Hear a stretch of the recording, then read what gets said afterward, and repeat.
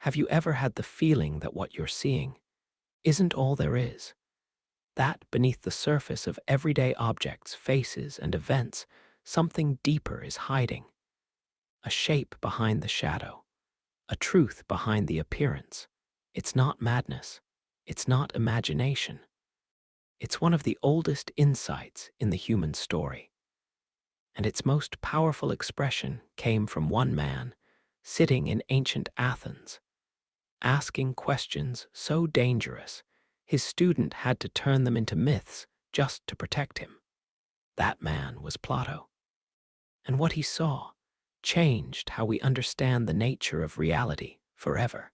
Today, we enter the mind's labyrinth, the twisting, beautiful, terrifying place where Plato's theory of forms lives.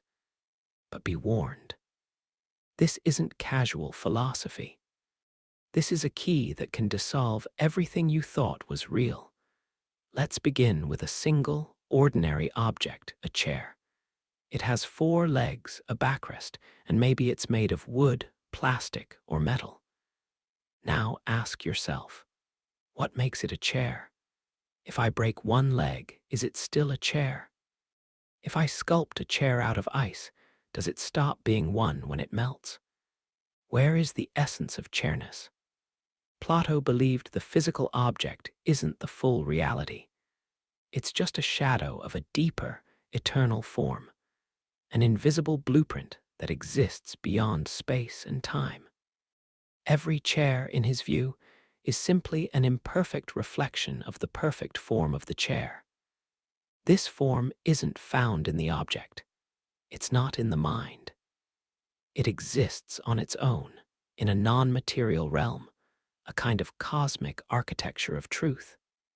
A world where everything that truly is exists in its most pure, unchanging state. Beauty, justice, goodness, even the human soul. To understand Plato's forms, we have to understand his core belief. The material world is always in flux. Everything decays, breaks, and transforms. And because it's always changing, it can never be the source of true knowledge. We cannot rely on the senses, they deceive us. What seems beautiful may not be good. What feels pleasant may not be true. But the forms, they are eternal, untouched by decay. They don't just exist, they are existence in its highest form. This is where the labyrinth begins. Plato believed that every soul, before being born into the body, once dwelt in that realm of forms. And when we are born, we forget it. Life, then, becomes a strange, painful process of remembering. We don't learn truth, we recognize it. We recollect it. That's why certain music brings tears to our eyes, certain moments stop us in awe, certain ideas strike us like lightning. It's the soul remembering what it already knows. A kind of divine homesickness. But how do we find our way back to that hidden realm? According to Plato, through reason, through philosophy, through dialectic, the art of questioning not to destroy, but to ascend. In his famous allegory of the cave, Plato paints this journey with fire. Imagine prisoners chained in a dark cave since birth. All they've ever seen are shadows dancing on a wall. To them, the shadows are reality. They laugh, fear, hope, all based on these flickering illusions. But then, one prisoner is freed. He turns around, blinded by firelight. Then slowly, painfully, walks up toward the mouth of the cave. Outside, he sees the real world, not shadows, not imitations, but the true forms lit by the sun, which symbolizes the form of the good. And when he returns to tell the others, they mock him, call him mad. They've grown addicted to the illusion. That's the world we live in. A society of shadows, of appearances. Plato wasn't just warning us about ignorance. He was describing the human condition and offering us a way out. But most people don't want to leave the cave. The implications of this theory are enormous. Think about justice. In our world, justice is debated, twisted, and politicized. But to Plato, all of these are just fragments of the true form of justice.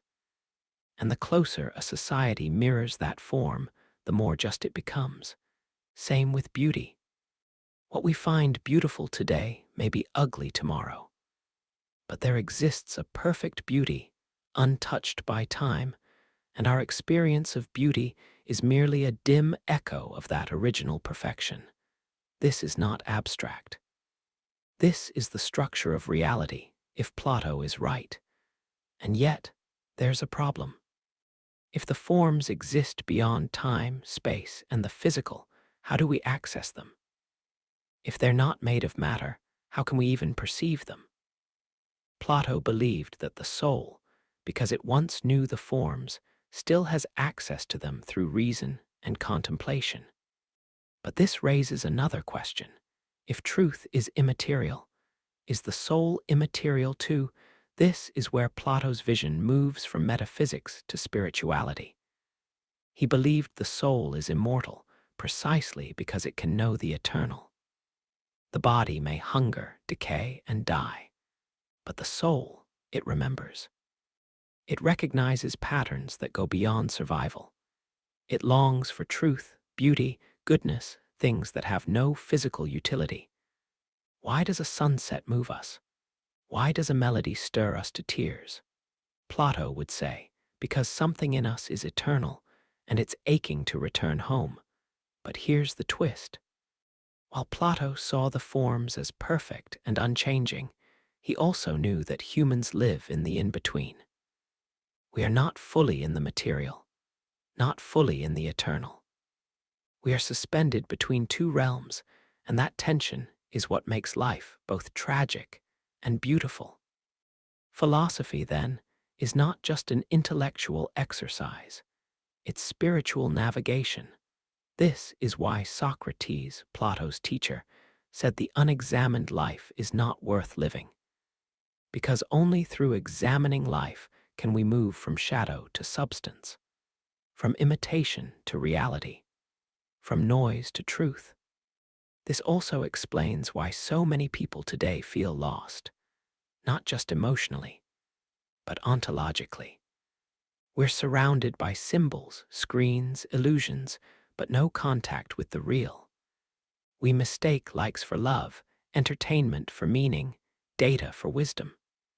The modern world is a digital cave, and most of us are too dazzled by the shadows to even know we're prisoners.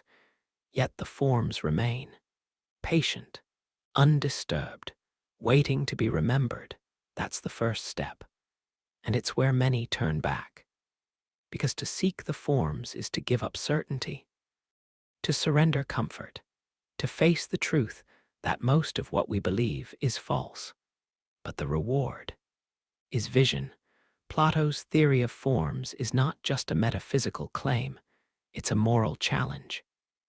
Are we willing to rise above the world of appearances and seek the eternal truths that call to us in silence?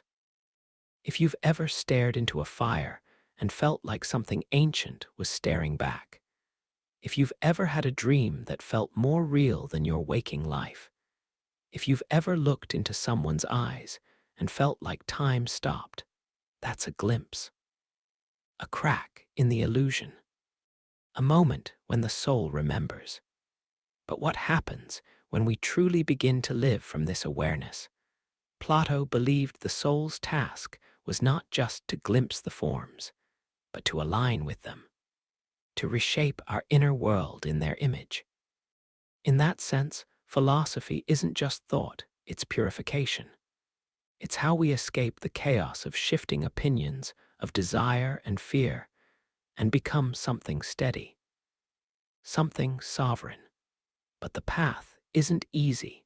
In the modern world, we're taught that reality is only what we can measure. If you can't touch it, track it, scan it, it's not real. But Plato turns this on its head. The things we call real, buildings, money, titles, even our identities, are shadows. They change. They vanish. The deeper, truer reality is invisible, timeless, unchanging. That means the most important things in life can't be seen with the eyes. Think of love, not an attraction, not attachment. Love, the essence of it. Where does it come from? Why does it move us to sacrifice, to transcend ego? Plato would say, because it pulls us toward the form of the good, the highest of all forms. He believed that once you grasp this form, everything else becomes clear. The chaos makes sense. The pain finds purpose. The soul finds orientation. That's why Socrates, as he faced death, wasn't afraid. He knew his body could be destroyed, but his soul had touched something eternal.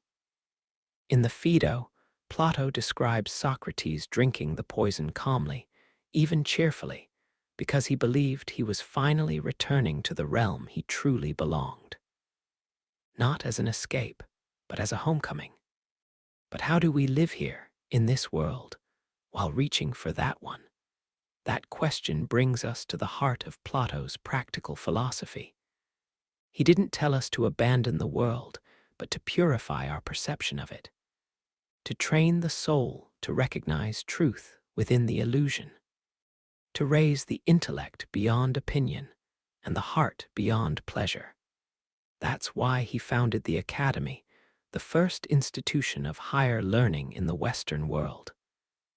Its goal wasn't just to teach knowledge, but to transform the soul. It was a training ground for the mind, the spirit, and the moral compass. And its central inscription said one thing: let no one ignorant of geometry enter. Not because geometry was math, but because it taught the soul to seek order, harmony, proportion, the very attributes of the forms. To Plato, geometry wasn't academic. It was sacred. So what would he say about our world today?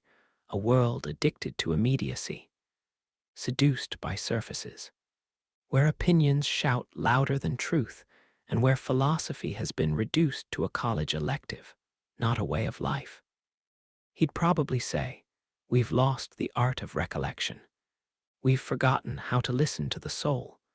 Because when you live in a world of imitation long enough, the real begins to look strange. People chase pleasure, thinking it's happiness. They chase status, thinking it's a purpose. They chase perfection, thinking it's love. But those things are echoes, not the source.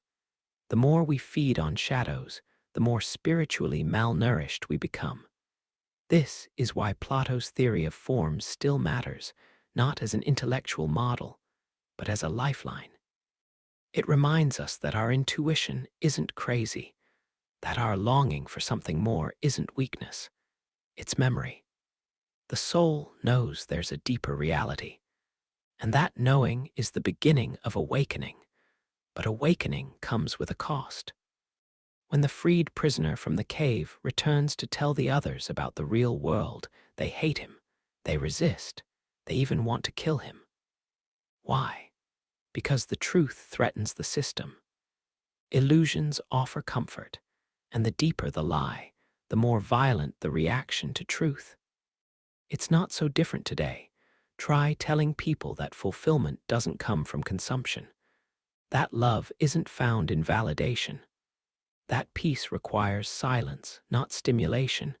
You'll be mocked, dismissed, even feared. But that's the price of stepping into the light. And once you've seen it, you can never go back. So what now? You don't need to memorize the forms. You don't need to become a scholar, but you can begin to notice. When something stirs your soul, don't brush it off.